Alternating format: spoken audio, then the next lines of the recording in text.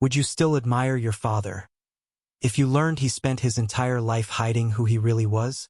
If the man who swept floors at night and clipped grocery coupons was actually someone the world once feared and hated and desperately tried to destroy? Before we begin, hit that subscribe button for more stories just like this one, because what you're about to hear will change the way you look at the people you love. And trust me, you'll want to know how this story ends. My name is Elias Cole, and for most of my life, I believed my dad was exactly what he said he was. A quiet, broke janitor working the night shift at Valley General Hospital in Phoenix, Arizona.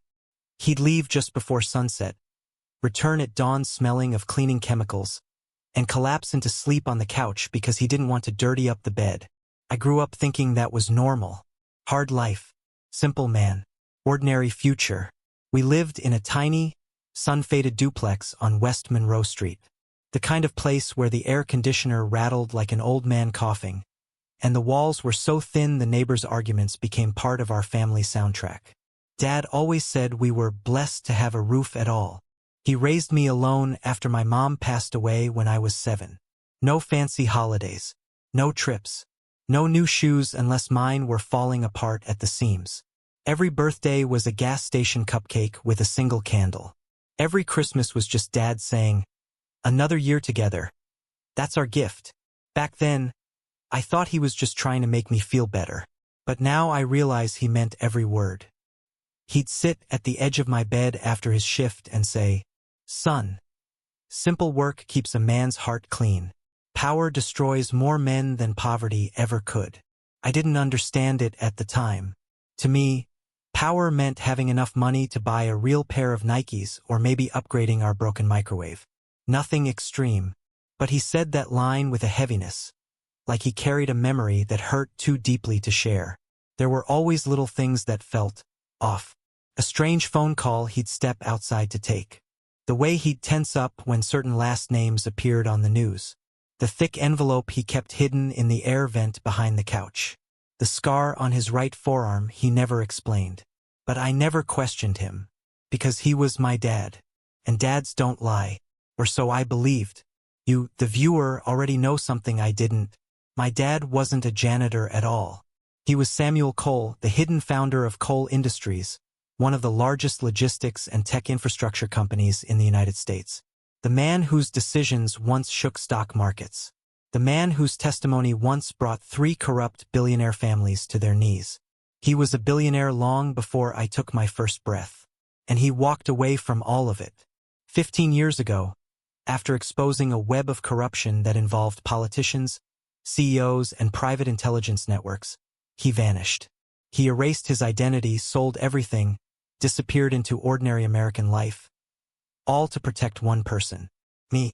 While I was struggling through community college, working part-time shifts at the bookstore, thinking life was just clawing forward one day at a time, there were people out there who wanted the Cole name burned to ash. And Dad carried that weight alone every single night. But here's the thing about secrets. They don't stay buried. They rot. They leak. They find their way back to daylight at the worst possible moment. And mine was about to explode. My story truly began on a Friday night in late October. The desert wind had cooled just enough to make Phoenix tolerable. But the campus at Phoenix Ridge University buzzed with life. Students preparing for the Chase Foundation Scholarship Gala, a fancy event hosted by one of the richest families in Arizona, including my girlfriend, Ariana Chase. Ariana was everything I wasn't. Wealthy, flawless, socially untouchable. She claimed she didn't care about money, and I believed her. Looking back, maybe I just wanted a world where someone like her could really love someone like me. I told Dad I was going. He nodded, but there was a flicker in his eyes. Something like worry or warning. He said, "Stay humble tonight, Elias. Wealth changes people. Sometimes it turns them into monsters." I laughed it off, thinking he was just being dramatic. Now I know he was remembering something. Someone long buried. When I left the house, Dad watched me from the doorway. He had this look, like he wanted to stop me, to say something else, but the words wouldn't leave his throat. I thought it was just a protective father moment. But deep down, maybe he sensed the storm coming. The gala was beautiful. Everything golden chandeliers and expensive perfume. A far cry from our cracked driveway and second-hand furniture. I remember thinking Dad would hate this place. Too fake, too loud, too proud. But one moment hit me the hardest. Seeing Ariana laughing with her ex, Asher Chase, heir to the Chase enterprise. A man born with everything I never had. Asher locked eyes with me across the room. And he smiled, not kindly, not politely. The smile of a predator who just spotted something weak. In that moment, something inside me shifted. A quiet dread. A whisper that told me, your life is about to change forever. And I had no idea that the lie my father built to protect me was already cracking. Stick with me, because what happened next will show you the moment everything shattered. The moment a rich boy with a wounded ego decided my life wasn't worth living. Subscribe now so you don't miss what happens next. Because trust me, it only gets darker from here. The night of the Chase Foundation Scholarship Gala, Phoenix Ridge University looked like it had been dipped in gold. String lights hung from tall palm trees, glittering like distant stars. Luxury cars lined the entrance. And every student who belonged to the wealthy elite walked around as if the world owed them applause. I arrived alone, wearing the only suit I owned. One my dad bought from the thrift store years ago and altered himself. The sleeves were a little short, the collar a little tight, but I kept my head up. This was supposed to be Ariana's night, not mine. Ariana Chase, the girl I thought I had a future with. I found her near the fountain, standing under the soft glow of the main chandelier. She looked beautiful, the kind of beautiful that makes you forget every insecurity you walked in with. But the moment she saw me, something in her expression changed. A flicker of discomfort or shame, couldn't tell. She walked up, her heels tapping like tiny warning signs. Elias, can we talk? Her voice was soft, too soft. She stepped closer. Maybe you and I want different things. Those words hit harder than I expected. But before I could respond, before I could ask what she meant, who she meant, someone else stepped into the space between us. Asher Chase, her ex-boyfriend, the golden son of the Chase empire, the man who was born with the entire state of Arizona in his pocket. He slid his arm around her waist like he had always owned that spot. He didn't look at her. He looked straight at me. A slow, poisonous smile crept across his face. Ariana belongs in my world, not yours. You can't even afford her perfume. The students around us snickered. Some pretended not to watch, but their eyes lingered. In places like this, humiliation is entertainment. I tried to walk away. It wasn't worth it. Ariana wasn't mine anymore. Maybe she never really was. But Asher wasn't done. His hand clamped onto my shoulder, fingers digging in with intentional disrespect. Don't walk away from me, janitor's boy. For a moment, the entire courtyard froze. The music kept playing, but it felt like it was happening underwater. Every breath I took felt heavier than the one before, and deep inside me something snapped. Maybe it was pride. Maybe it was exhaustion. Maybe it was the feeling of being laughed at my whole life. I don't remember thinking. I only remember doing. I shoved him. Hard. Asher crashed into a champagne tower, glass shattering around him, gold liquid spilling like gasoline on a fire. People screamed. Someone recorded. Someone else cheered. For a split second, it felt like justice. But justice is expensive, and I couldn't afford it. Before I could even blink, 5 fraternity brothers lunged at me. I hit the floor. Fists rained down like hail. My ribs screamed. My nose erupted. Security guards rushed in, dragging me outside like I was trash being taken to the curb. I stumbled onto the pavement, vision blurred. My mouth tasted like pennies and dirt. I heard footsteps behind me, slow and deliberate. Asher Chase stepped into view. His lip was bleeding. His collar was torn. He looked nothing like the polished Heir from 5 minutes earlier. And that made him even more dangerous. He crouched next to me, his voice low, trembling with rage. You're dead, Elias. You humiliated a Chase.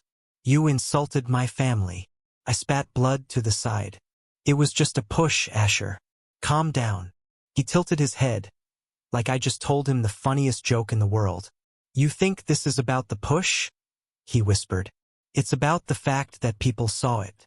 People saw you, a nobody, make me look weak." His voice changed, softening into something almost fragile.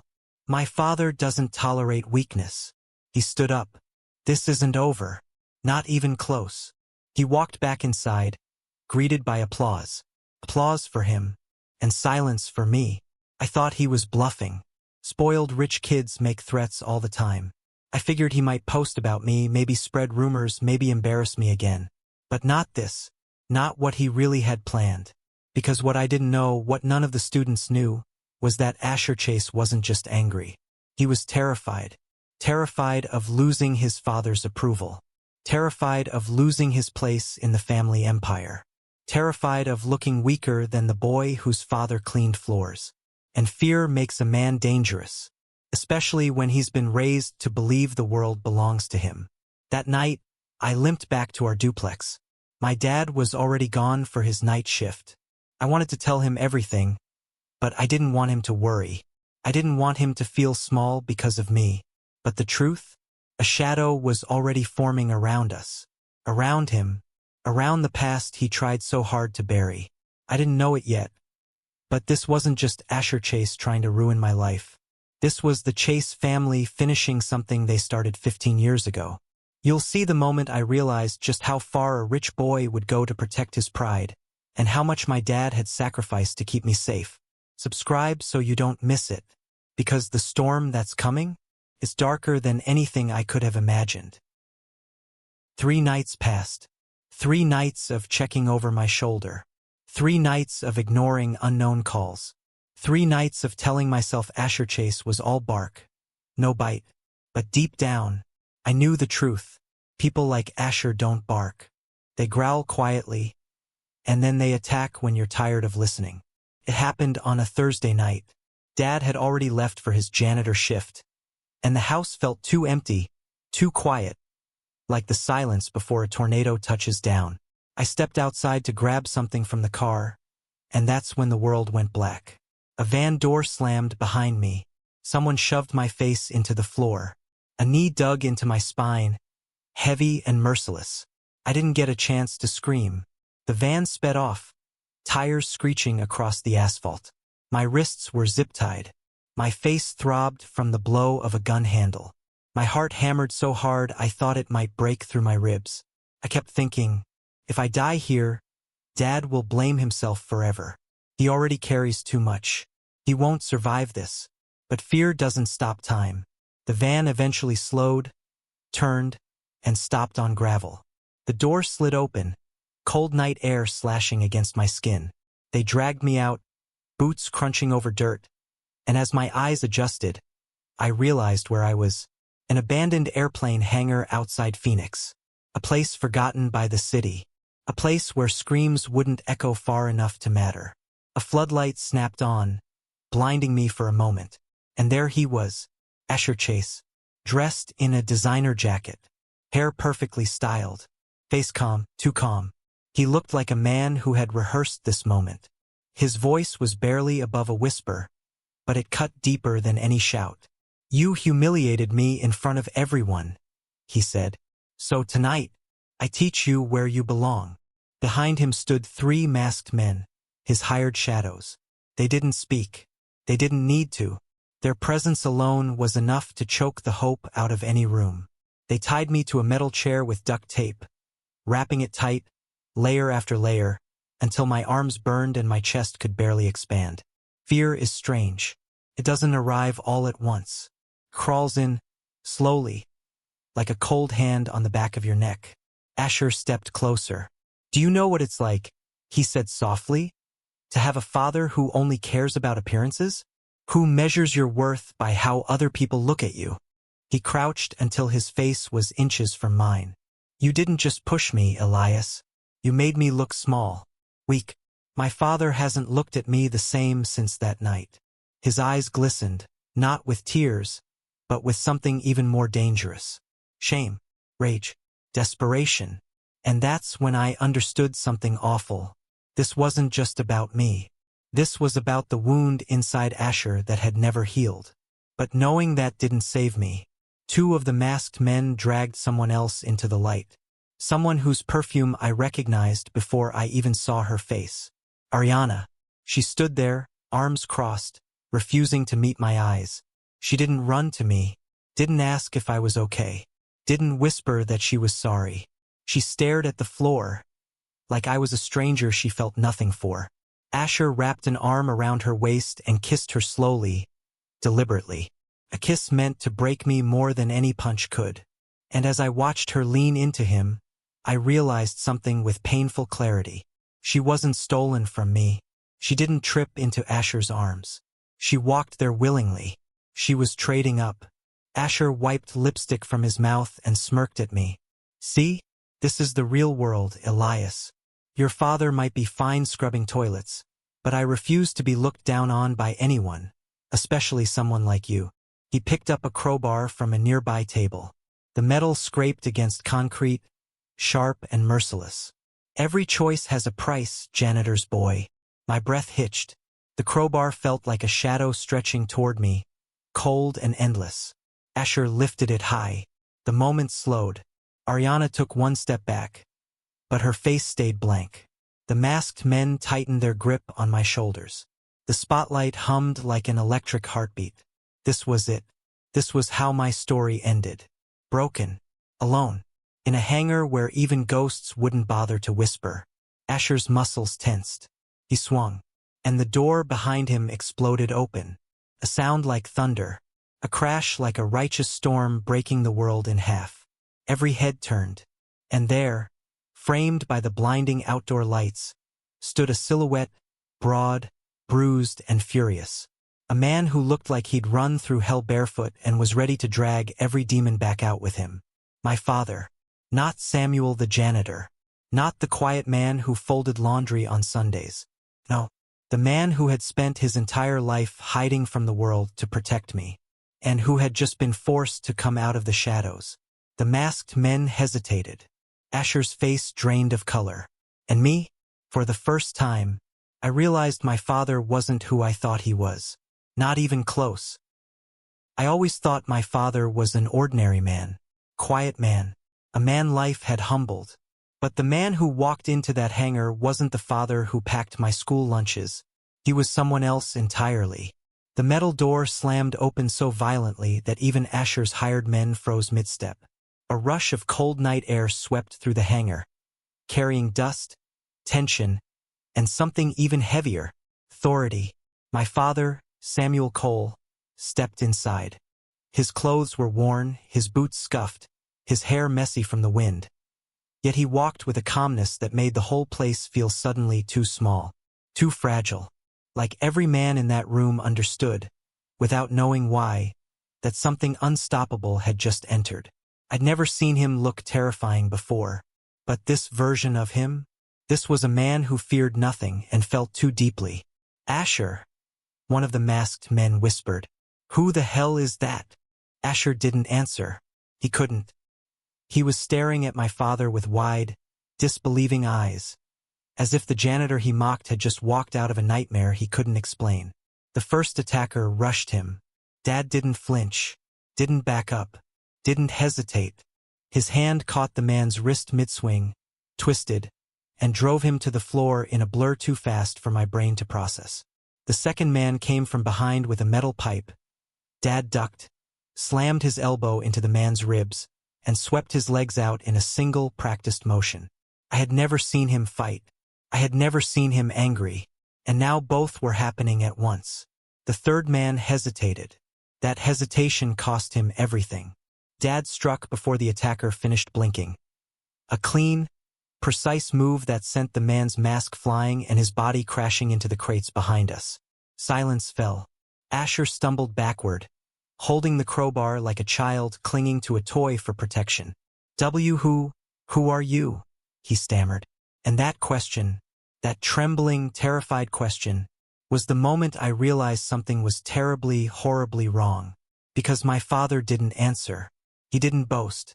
He didn't threaten. He didn't raise his voice. He simply walked toward me. Fast, focused, his eyes scanning my injuries with the precision of someone who's seen far worse. He whispered, voice breaking as he touched the blood on my cheek. "I'm sorry, son. I should have told you sooner. I wanted to speak. I wanted to ask him everything. Who are you? How did you learn to fight? Why did you lie to me? What else have you hidden?" But duct tape sealed my mouth. Pain wrapped around my ribs like fire. And Asher wasn't done. Not even close. Rage overtook fear. His cheeks flushed with humiliation.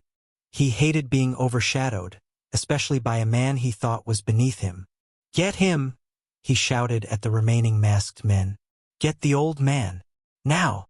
This time they didn't hesitate. 3 men attacked at once. My father moved like someone who'd lived through wars I never knew existed. He struck, blocked, countered, but they overwhelmed him, forcing him backward.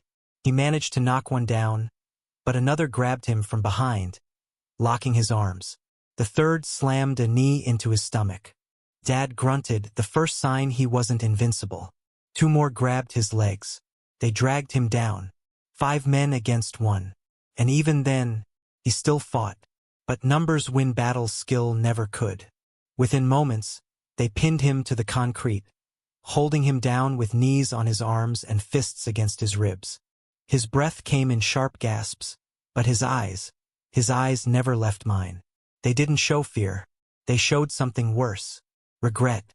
Asher approached him, crowbar swinging casually from hand to hand. Well, he said, wiping blood from his lip. "Looks like the janitor's all out of tricks." Dad stared at him with a coldness I had never seen before. "You don't want to do this, Asher," he said, voice low. "Walk away tonight. Save what's left of your soul." Asher laughed. A dry, shaking sound. "You think I care about my soul? I care about respect. And tonight, I'm taking it back." He turned toward me. He lifted the crowbar. "Old man, you're going to watch your son pay." My heart slammed against my chest. I pulled against the tape. My legs kicked helplessly. A muffled scream tore out of my throat. But I couldn't move. I couldn't stop him. I couldn't save myself. Asher's shoulders tensed. He swung. Pain exploded across my body, white, blinding, all-consuming.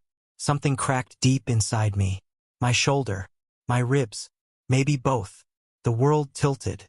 My breath vanished. And the worst part wasn't the pain. It was the look on my father's face. A roar tore from him. Raw, animalistic. The sound of a man whose soul was being ripped apart. He surged with a strength that seemed inhuman, shoving 2 men off him before a third slammed him back down. But the damage was done. My vision blurred. My hearing muffled into distant echoes. Asher's face drifted above me, distorted by tears of pain I refused to let fall. The last thing I remembered was my father's voice. Broken, frantic, pleading. "Elias, stay with me. Elias." Then darkness took me. But here's the thing no one in that hangar knew. Not even me. They hadn't just beaten a janitor's son. They had struck the only weakness of a man the world once feared. A man who had abandoned everything to protect me. Next, you will learn the truth my father never wanted me to hear. The truth that would change everything I believed about him. And about myself. Hit subscribe now, because the real story is only just beginning. Pain was the first thing that returned to me. A deep, burning ache crawling through my ribs, my chest, my shoulder. Like someone had poured fire beneath my skin. I opened my eyes slowly, afraid of whatever reality waited for me. But nothing could have prepared me for what I saw. The hangar was gone. The darkness was gone. The fear was still there. But this time, it was sitting in a chair beside me. My father, Samuel Cole. His clothes were torn. His knuckles were bloodied. His face was bruised in ways I had never imagined possible. And he sat there like a man who had been awake for centuries. Guarding me, grieving me, begging the universe to give him one more minute with me. When my eyes finally met his, something broke inside him. Something old. Something buried. He whispered my name like it hurt to say it. Elias. The room around us was nothing like a hospital. It was too clean, too quiet, Too luxurious.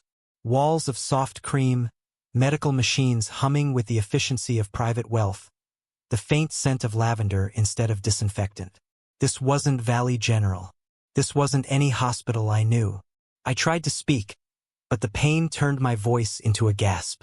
Dad leaned closer. Don't move. You're safe now. I brought you somewhere they can't reach you. A single word that meant a lot more than I understood. I swallowed hard. My throat throbbed. My vision swayed. Then I saw it, the look on his face. It wasn't relief. It was guilt. Heavy, suffocating guilt. And that scared me more than Asher ever did. Dad? I whispered. What happened? He didn't answer at first. He just held my hand. Something he hadn't done since I was a kid, and stared at me like he was memorizing me. Then he said the words that changed everything. Elias, I need to tell you the truth about who I am. A cold ripple moved down my spine. Not because I feared what he'd say, but because I already knew. My entire life was built on a lie. He took a breath that sounded like he'd been holding it for 20 years. My name isn't Samuel Cole, he said. Not the way you think. I wasn't always a janitor. I wasn't always invisible. My chest tightened. He continued. I built a company, Elias. A large one. Cole Industries. Logistics. Technology. Transport. Security. It grew fast, too fast. Not everyone liked that. He swallowed, eyes darkening with old shadows. I exposed corruption. I exposed people who believed they were untouchable. Billionaires. Politicians. The kind of men who buy judges instead of suits. My breath caught. And the chases, Dad said softly. They were among them. Something inside me iced over. He clenched his jaw, his voice lowering to a whisper filled with a pain I had never heard from him before. They ruined your mother. The world stopped. There was no heartbeat, no air, no time, just those 4 words, echoing through me like a hurricane. My voice shook. Dad, what do you mean ruined? His eyes glistened. The strongest man I knew looked like he was cracking open. Your mother was a whistleblower, he said. She found things in the Chase Empire, things I never should have let her investigate. They retaliated. They made her death look like an accident. I couldn't prove it, but I knew. I felt the ground beneath my life shift. That was why he disappeared. That was why he lived like a ghost. That was why he scrubbed hospital floors for minimum wage. He wasn't punishing himself. He was protecting me. You were just a boy, he whispered. They threatened to take you next. So I vanished. I walked away from everything. Every dollar. Every asset. Every connection. He looked at his bruised hands. I lived small so you could grow safe. Tears warmed my eyes before I could stop them. For years, I thought we were poor because life was unfair. For years, I thought he worked those night shifts because he had no choice. For years, I pitied him. But now I understood. He wasn't small. He was hiding his greatness to save my life. My voice cracked. Dad, why didn't you tell me? He looked right at me. A look filled with love and regret and a lifetime of sacrifice. Because once you know the truth, he said, you can never go back to who you were. A sharp knock interrupted us. A tall man in a black suit stepped inside, clean-cut, tense, the kind of man whose presence alone meant something was very wrong. He leaned down and whispered something in my father's ear. Dad's expression changed instantly. Shock, then fear, then rage. The man spoke louder this time, addressing us both. Mr. Cole, your identity has been exposed. Cole Industries has been seized. Frozen. The board has declared you a rogue founder. The room tilted. My father closed his eyes. A slow, controlled exhale escaped him. The kind men make when they're resisting the urge to destroy everything in sight. And then he whispered the name I knew he feared most. Asher Chase did this. My pulse thundered. My breath shortened. The air felt suffocating. Dad's voice turned to steel. He exposed me. But he doesn't understand the storm he just unleashed. For the first time, I saw something new in my father. Not pain. Not guilt. Not regret. Power. and the terrifying realization that my dad, the janitor, was becoming someone else again. Someone he promised he'd never be. Someone I wasn't sure I was ready to meet. You'll see just how dangerous a father becomes when the world threatens his child a second time. This isn't revenge anymore. This is war.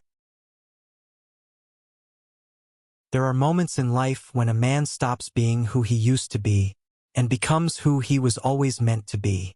For my father, Samuel Cole, that moment was now. The second his identity was exposed, the world he had built and abandoned came roaring back like a beast that had been waiting for permission to wake up. And the first thing it demanded?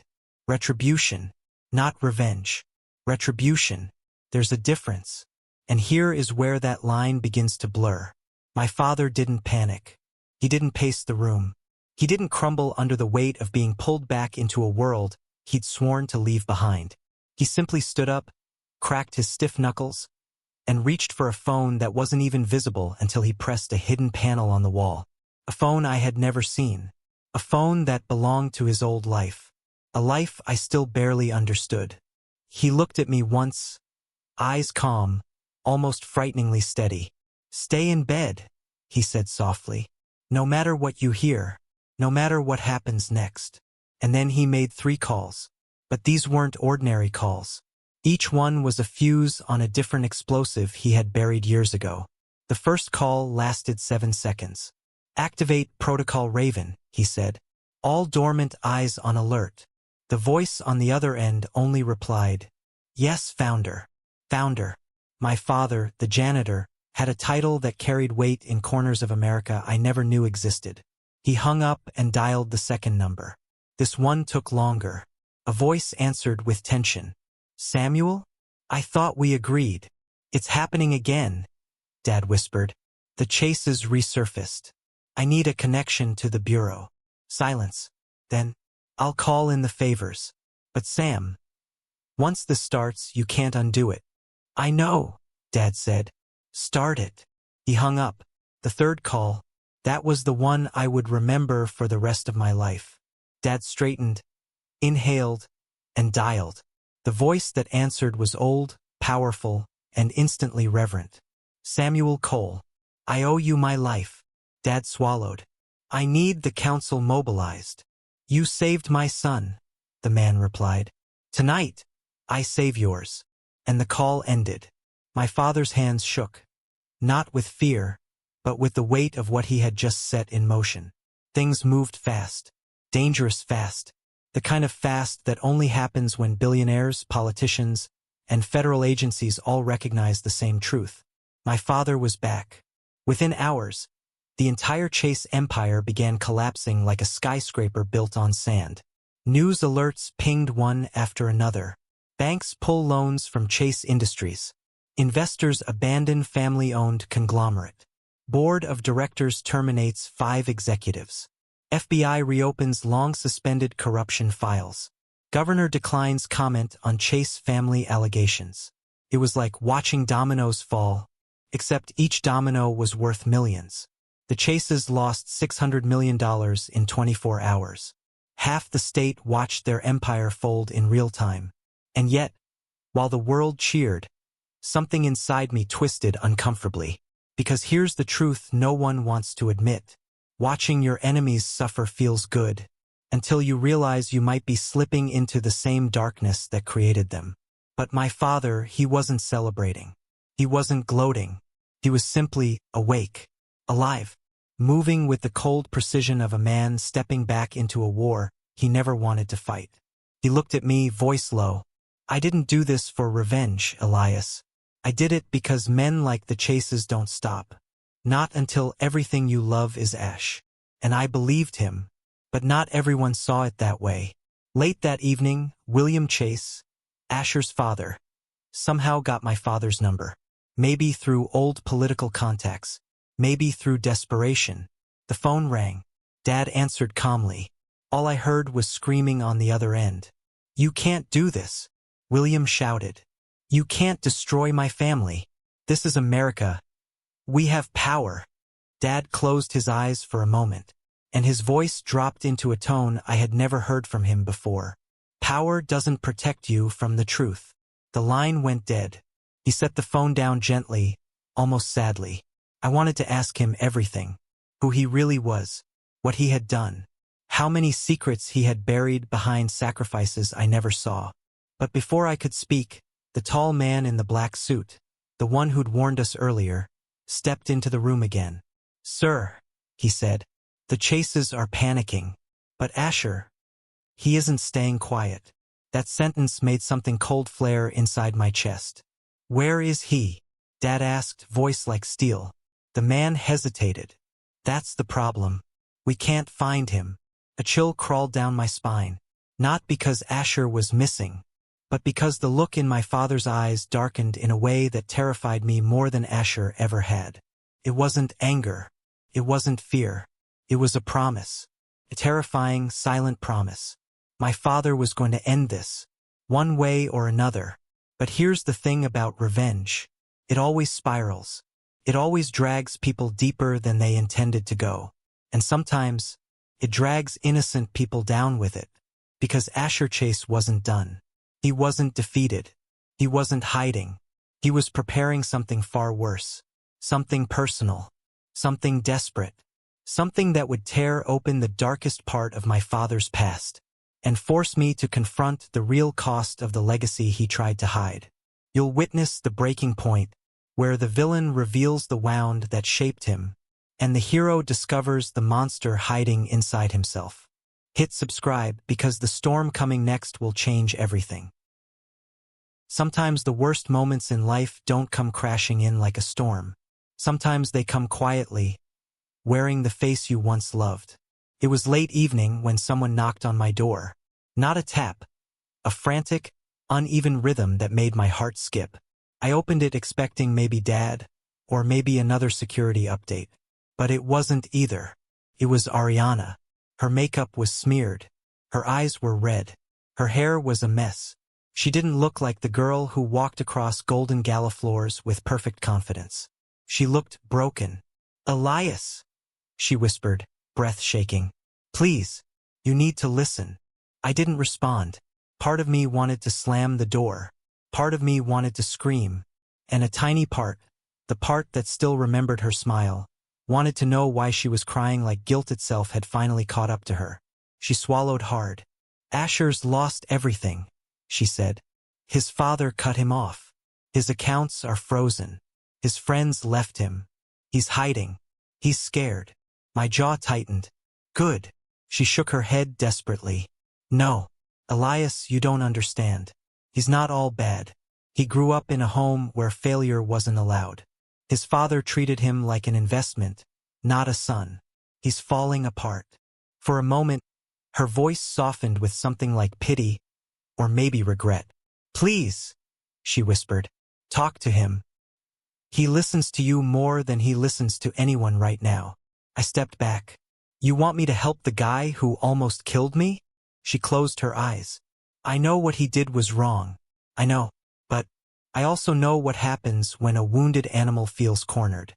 He needs help before he does something irreversible." Here is where the moral line blurred. And it blurred hard. Because the truth is, I understood Asher more than I wanted to. Growing up with a father who sees you as weak, it does something to you. My father hid himself to protect me. Asher's father hid nothing, and used his power to crush him. A son raised under love and a son raised under fear become mirror images when the world collapses around them. I hesitated too long. Ariana placed a trembling hand on my arm. "Please, Elias, you're better than him. Show him that." Maybe she was manipulating me. Maybe she was telling the truth. Or maybe I still cared enough to hear her out. Either way, against my father's warning, against logic, against the pounding alarm in my chest, I agreed. I went alone. Stupid. The hangar looked different at night. Emptier. Colder. Like the shadows themselves remembered what happened there. When Asher stepped out from behind the old storage crates, I barely recognized him. His clothes were dirty. His hair was unkempt. His eyes were red, not from crying, but from nights without sleep. He looked like a prince who'd been exiled from his kingdom. He laughed bitterly when he saw me. "You came," he said. "Part of me thought you'd send your father instead." My stomach twisted. "Asher," I said, keeping my voice calm, "you need to stop running. This isn't the way out." His reaction was immediate. His face twisted with rage, fear, and humiliation. "You ruined my life," he growled. "You made my dad hate me. You made everyone see me as weak." I opened my mouth to tell him the truth, that his father had broken him long before I ever existed. But Asher moved first. He pulled out a gun, not shaking, not waving it, just holding it exactly the way a desperate man holds the last shred of control he has left. "If I can't have my old life back," he whispered, voice trembling on the edge of madness, "then neither can you." The world stopped breathing. The desert wind faded. The night held still. My pulse hammered against my ribs like a trapped animal. "Asher," I started. "Shut up." His voice cracked. "You think you're better than me? You're nothing. Nothing." The barrel of the gun pointed at my chest. And then, a voice cut through the air like a blade. "Asher, stop." Ariana. She had followed me. She stepped into the hangar slowly, hands raised, tears streaming down her face. "Asher, please, put the gun down. This isn't you." He trembled. "No, Ariana. This is exactly me. This is who he turned me into." He pointed the gun at me again. And for the first time since I'd known him, I saw it. Not anger. Not cruelty. Fear. Crushing, suffocating fear. "Asher," Ariana said softly, stepping between us. "If you pull that trigger, there's no going back. You'll destroy your life, not his." He shook his head violently. "You don't understand." "I do," she whispered. "I understand better than anyone. Because I watched you turn into someone your father created, not someone you wanted to be." His hand shook harder. He aimed, not at me this time, but at her. "Ariana, move," I gasped. "Move." But she didn't. She stood perfectly still, shoulders squared, eyes soft with forgiveness. And in that moment, the girl who betrayed me, who chose wealth over loyalty, who walked away when I needed her, did the one thing that redeemed her entire existence. She sacrificed herself to stop the cycle. "Asher," she whispered, "I love you enough to say this. Stop before you lose what's left of yourself." His face collapsed, a mask shattering in real time. Then sirens cut through the night. Lights flashed. Federal agents swarmed the hangar. My father rushed inside, yelling my name. Asher dropped the gun. He fell to his knees, sobbing like a child whose whole world had finally broken. Ariana collapsed too, trembling, but alive. Barely. Asher was taken away. Hands cuffed. Eyes empty. A prince stripped of everything but regret. But the story wasn't over. Not for him. Not for me. Not for the secret my father had tried so hard to bury. You will learn the cost of survival, the final consequence, and the truth about who I'm meant to become. After everything, after the chaos that had consumed our lives like a storm we couldn't escape, I finally found myself sitting beside my father on the small, creaking porch of our family home. The air was crisp, carrying the faint scent of pine and the warmth of the setting sun. But it was the quiet between us that felt heavier. Years of secrets, lies, and unspeakable pain had passed. Yet here we were, alone together, facing the aftermath. He looked older. Older in a way that wasn't just about age, but about the battles his soul had endured. His eyes carried a sadness I hadn't fully understood before. A weight I could now feel pressed against my own chest. But there was something else too. Something lighter. A small spark of relief that seemed almost foreign to both of us. "Elias," he said quietly, voice breaking slightly, "I never wanted you to see my world." I turned to him, sensing the vulnerability in his words, a crack in the armor that had always seemed impenetrable. "Then why did it happen, Dad? Why did it all come to this?" He sighed and looked down at his hands, calloused from years of work, of secrets kept, of battles fought in shadows. "Because some truths, they don't wait for permission. I wanted you to choose your own path, away from the darkness I'd been forced to walk in. I wanted you to grow up human, free from the monsters I faced. I reached out and took his hand, feeling the tremor beneath his skin. Dad, I'm not angry, not even for a second. I'm proud. Proud that you carried those burdens silently, that you fought monsters quietly so I could grow up human. That's more courage than anyone ever realizes. For the first time in days, maybe even months, he smiled. It was small at first, almost hesitant, but it grew into something warm, something alive. I felt it like a sunrise after a long, endless night. And in that moment, I knew we were no longer just surviving. We were beginning to heal. Rebuilding Cole Industries wasn't easy. The empire my father had built, hidden beneath layers of secrecy, greed, and quiet battles, had to be reconstructed from the ground up. But this time we rebuilt it differently. Cleaner, transparent, ethical. Every decision, every hire, every investment carried the weight of our lessons. The world had seen the darkness of power, and we intended to show them its light. The people who had tried to destroy us, Ariana, Asher, and the rest, faced their consequences.